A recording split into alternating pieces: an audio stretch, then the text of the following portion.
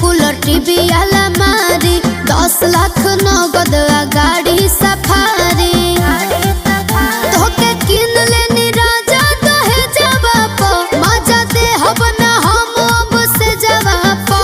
के दाल तोहरा दरब करे जवाब मजा दे हब ना हम अब से जवाब के दाल तोहरा दरब करे जवाब